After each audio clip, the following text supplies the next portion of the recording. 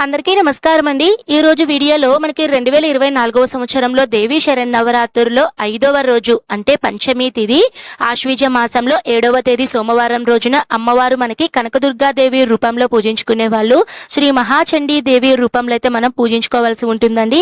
అలానే నవదుర్గల రూపంలో అమ్మవారు మనకి స్కందమాతా దేవి రూపంలో అయితే దర్శనమిస్తారండి.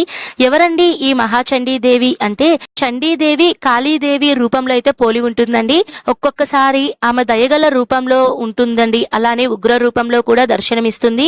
చండీదేవిని దయగల రూపంలో ఉన్నప్పుడు ఆ తల్లిని ఉమాదేవి, గౌరీదేవి, పార్వతీదేవి, హైమావతి, శతాక్షి, శాకాంబరీదేవి, అన్నపూర్ణాదేవి, జగన్మాత, భవాని అనే పేర్లతో అయితే పిలుస్తారండి. అలానే భయంకరమైనటువంటి ఉగ్ర రూపంలో ఉన్నప్పుడు ఆ తల్లిని దుర్గాదేవి, కాళికాదేవి, శ్యామ, చండి, చండికాదేవి, భైరవి, చిన్నమస్త మొదలైన పేర్లతో అయితే పిలుస్తారండి. చండీదేవి యొక్క పూజని ఎక్కువగా ఆశ్వీజ మాసంలోను చైత్ర మాసాలలోనూ ఎక్కువగా అయితే శుక్లపక్షంలో అయితే జరుపుతూ ఉంటారండి. ఈ ప్రత్యేకమైనటువంటి దేవీ నవరాత్రుల్లో కూడా అమ్మవారికి అయితే ఎక్కువగా అయితే మనం పూజిస్తూ ఉంటాము. దుర్గాదేవి యొక్క 9 రూపాల్లో ఒకటైనటువంటి చండికాదేవి రూపం గురించి ఇంకా మరికొన్ని విషయాలను అయితే నేను మీకు షేర్ చేస్తానండి.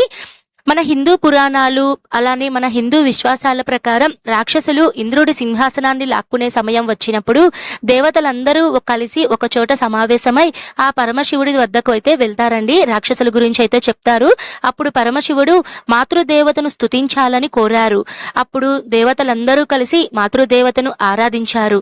అప్పుడు మాతృదేవత అనుగ్రహంతో తల్లి సరస్వతీదేవి, లక్ష్మీదేవి, మహాకాళీదేవి చండీ రూపాన్ని ధరించి రాక్షసులు అయితే సంహరిస్తారండి. ఈ కథ అయితే మనకి పురాణాల ప్రకారం అయితే ఉందండి. అయితే మహాచండీ దేవాలయం ఎక్కడ ఉందండి అంటే చండీదేవి యొక్క ఆలయం నీల్ పర్వత శిఖరంపై ఉందండి. రాక్షసులను సంహరించిన తర్వాత తల్లి చండీదేవి హరిద్వార్లో ఉండేటువంటి నీల్ పర్వతానికి వచ్చి అక్కడ స్థిరపడింది. హరిద్వార్లో ఉన్నటువంటి మా చండీ దేవాలయం చాలా ప్రత్యేకమైనదండి. ఈ దేవాలయం ప్రసిద్ధ శక్తిపీఠాలలో కూడా ఒకటిగా చెప్తూ ఉంటారు. ఈ ఆలయ విగ్రహాన్ని 8వ శతాబ్దంలో జగద్గురువు ఆదిశంకరాచార్యులు రూపొందించారు అని అక్కడ ప్రజలైతే నమ్ముతారండి. చండీదేవిని ఇక్కడ ప్రజలైతే 2 రూపాల్లో అయితే పూజిస్తూ ఉంటారండి. నవరాత్రుల్లో వచ్చేటువంటి అష్టమి తిథిన కానివ్వండి, నవమి తిథిన కానివ్వండి ఎక్కువగా చండీదేవికి అయితే పూజలైతే ఆచరిస్తూ ఉంటారండి. అయితే 2024వ సంవత్సరంలో మనకు మహాచండీదేవి రూపం వచ్చేసి 5వ రోజు అయితే జరుపుకుంటామని చెప్పాను కదా అండి. మరి చీరను ధరిస్తారు, ఏ నైవేద్యం సమర్పించాలి, నిషిధము ఇవన్నీ కూడా ఇప్పుడు నేను తెలియజేస్తానండి. మనకి అమ్మవారు 5వ రోజు విజయవాడ కనకదుర్గ అమ్మవారు మహాచండీ దేవి రూపంలో అయితే మనకి దర్శనమిస్తారండి. ఈ రోజు ప్రత్యేకత ఏంటంటే ఈ రోజు మనకి 2 తిథులైతే కలిసి రావడం జరిగిందండి. చవితి తిథి వచ్చేసి మనకి 6వ తేదీ ఆదివారం పూర్తిగా ఉంటుందండి. ఆదివారం నుంచి సోమవారం 7వ తేదీన ఉదయం 5:58 వరకు చవితి తిథి ఉంటుందండి. తర్వాత మనకి పంచమి తిథి అనేది ప్రారంభమవుతుందండి. ఇక్కడ మీరు గుర్తు పెట్టుకోండి ఏంటంటే మన హిందూ ధర్మ ప్రకారం తెల్లవారుజామున సూర్యోదయం టైంలో ఏ తిథి అయితే ఉంటుందో ఆ తిథి ప్రకారం మనకి ఈ రోజున పంచమి తిథి అయితే మనకి ఉందండి.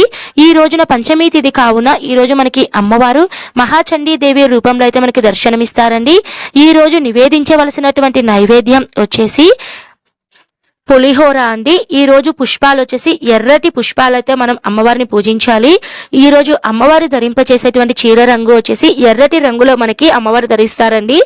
అమ్మవారి చీర రంగు అయితే ఎర్రటి రంగులో అయితే ఉంటుందండి.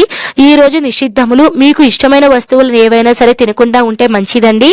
ఈ రోజు పూజ చేస్తే ఫలితం వచ్చేసి ధైర్యం అనేది వస్తుందండి. తర్వాత ఈ రోజు చేయవలసిన దానం వచ్చేసి మీ శక్తి కొలదండి. ఏవైనా సరే గాజులు కానీ, చీర కానీ, ఏవైనా సరే పుస్తకాలు కానీ ఏవైనా దానం చేయొచ్చండి. ఈ రోజు జపించవలసినటువంటి మంత్రం వచ్చేసి ఓం ఐం శ్రీం క్లీం శ్రీ మహాచండీ దేవ్యై నమః ఈ మంత్రాన్ని అయితే పఠించాలండి. లేదు అంటే ఓం శ్రీ మహాచండీ దేవ్యై నమః ఈ మంత్రాన్ని మీరు 9 సార్లు కానీ 51 సార్లు కానీ 108 సార్లు మీరు పఠించాలండి. చాలా శక్తివంతమైన రోజులండి. ఓకే అండి, నేను మరో మంచి వీడియోతో మీ ముందైతే ఉంటాను. సర్వే జన సుఖినో భవంతు. స్వస్తి.